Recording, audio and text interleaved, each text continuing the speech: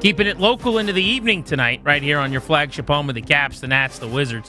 But let's get to the Rude Guest Hotline. Rude, the most reliable heating and air conditioning products in the DMV. And welcome onto the show, the host of the Ross Tucker podcast. You should be following on social media at Ross Tucker NFL. Ross, it is playoff time. We're ready for it. How you feeling, buddy? Good. I'm a little bit nervous. I'm not going to lie. I'm calling Bears Rams on Sunday, and what's truly unique is I don't really think the radio and TV booths in Chicago are heated, or like if they are, there's like this one old little heater in the back of the booth.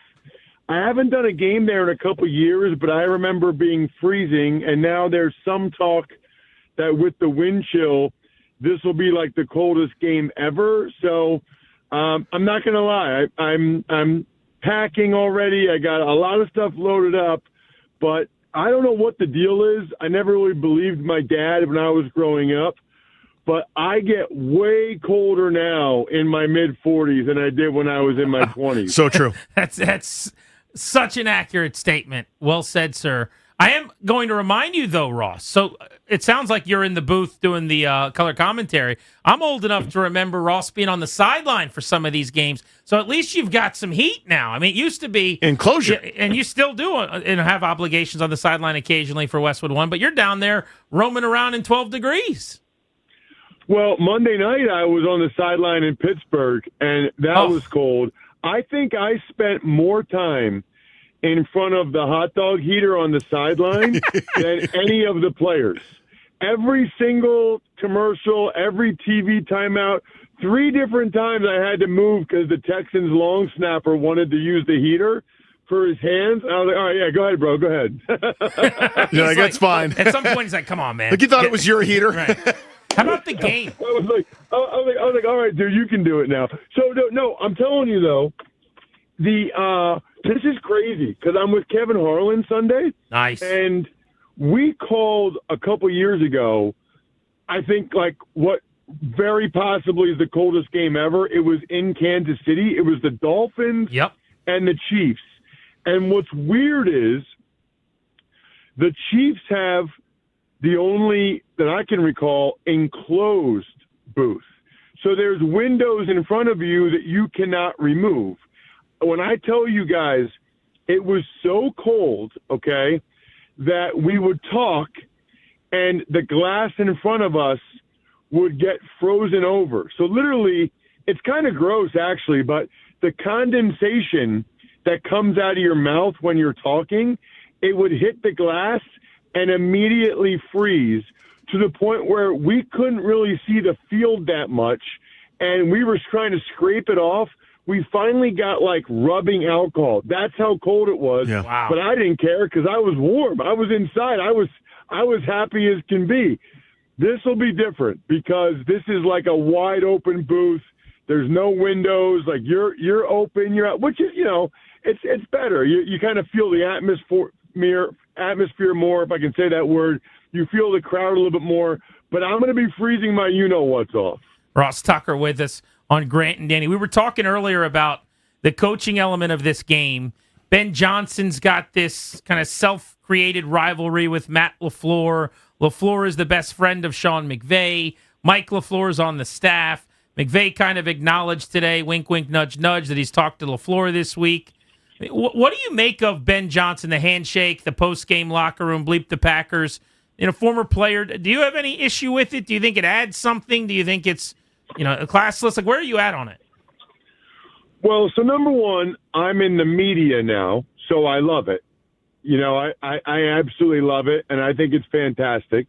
And I think if you're a Bears player, you probably love it. Back in the day, you guys know, I grew up an Eagles fan outside of Philly. They legitimately, those dudes like Reggie White and Jerome Brown and like Andre Waters, they hated the Redskins. They hated the Cowboys. Like, that was very, very real. Those things have kind of changed over time.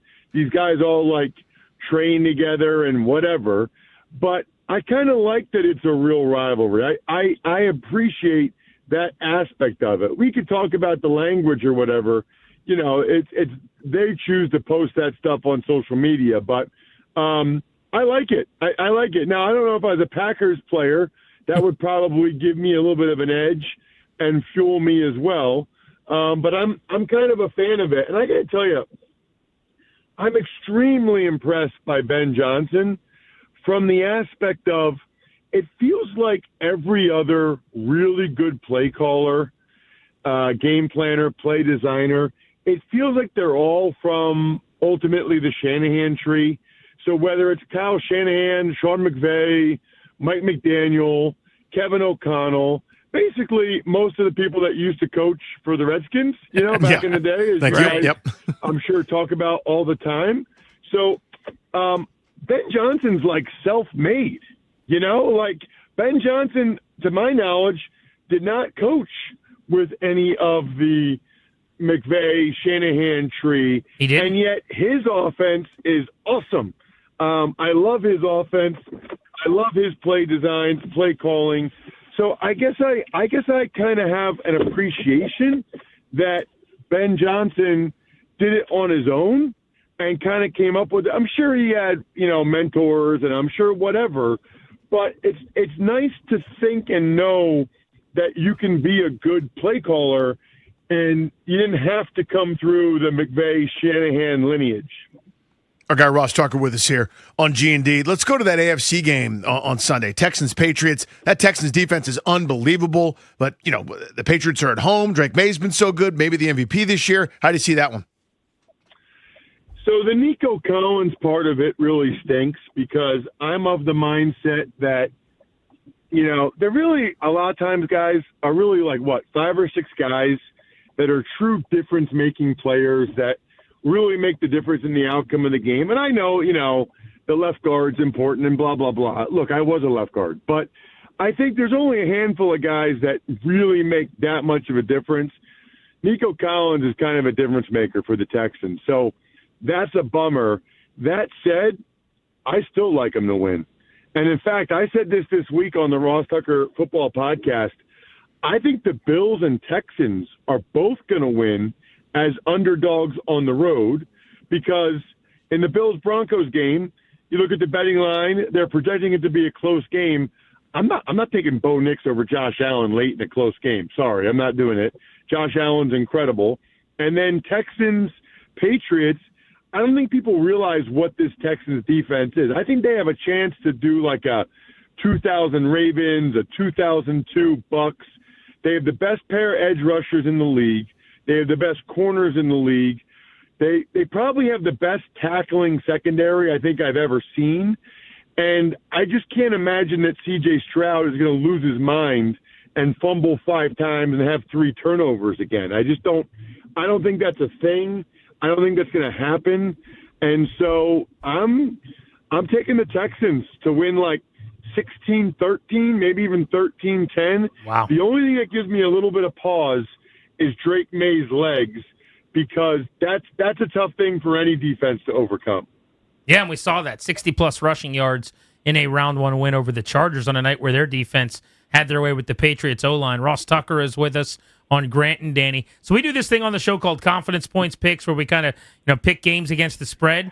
I'm curious, though, if you had 4 confidence points picks, so you have like a 4-point game, a 3-point game, a 2-point game, a 1-point game, in the order of your confidence level, and we'll just go money line, so just straight up wins, how would you rank the 4 games? Like I know you have the Texans winning, but I guess rapid fire, what would you use your confidence points on? Well, Sam Darnold oblique thing might have changed it a little bit, but I would still say Seattle 4. I mean, I just watched them play 2 weeks ago, and they beat the crap out of them. It shouldn't have been 13-3. It shouldn't even been that close. And now they don't have Kittle. I mean, so I would say Seattle would get 4 points. 3 points, that's tough too. I guess I would say the Rams. However, this Rams defense, guys, is not what it was earlier in the year. Mm-hmm. I mean, through the first 11 weeks, they were the number 1 scoring defense. Since then, they're giving up like 27 a game. So it feels to me like that's going to be 34-31, could go either way. I think I might go Buffalo 3, Rams 2, Texans 1 if I did the confidence points. I like that, by the way. It's a cool way to do it. Ross, I got a couple of boys at home that are starting to get into football, and I'm trying to find the best way to go about it. I think you probably have something for that, don't you? How old are they? 12 and 7. Dude, it's crazy. I don't know what happened, and you've experienced this, but kids are not like we were. Right. Like, I used to get home from church, and I would watch every second of every Eagles game with my dad since I was 6 years old. He would yell at the TV at like Buddy Ryan or Izell Jenkins, Randall Cunningham. He took all of his life's frustration.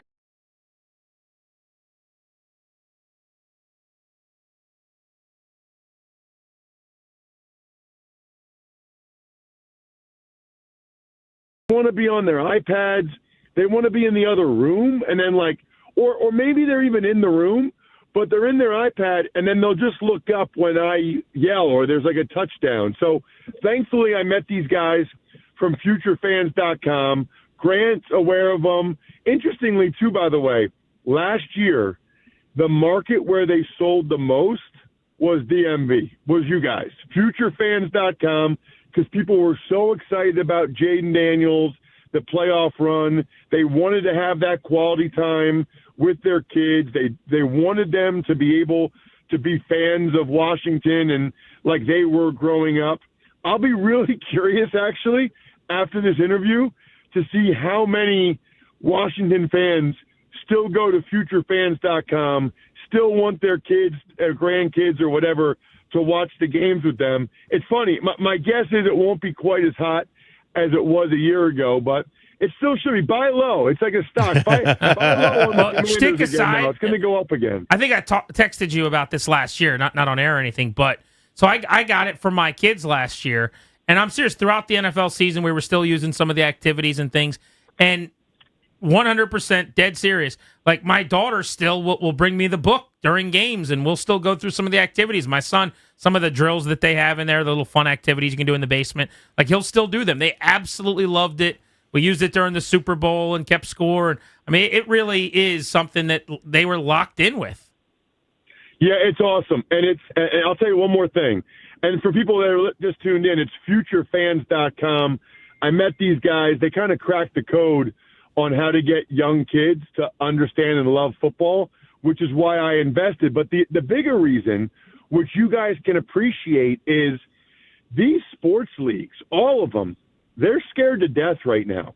Because if you're not getting young people to actually watch the product, yep, what happens with every passing year? You know, if they just want to watch the highlights on TikTok or whatever. So part of the reason why I invested in futurefans.com is because it works.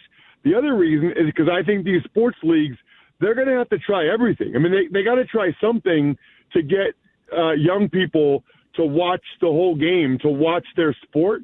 And I think futurefans.com has a pretty good chance to be that thing. Ross Tucker here on Grant and Danny. Check him out, the Ross Tucker podcast. As always, buddy, thank you so much. Love to having you on, and we will chat again down the road. Sounds great. My pleasure. Great talking with you guys. Thank you, buddy. Enjoy Have a great the call. game. It'll be very cold at Soldier Field in Chicago for the Rams and the Bears.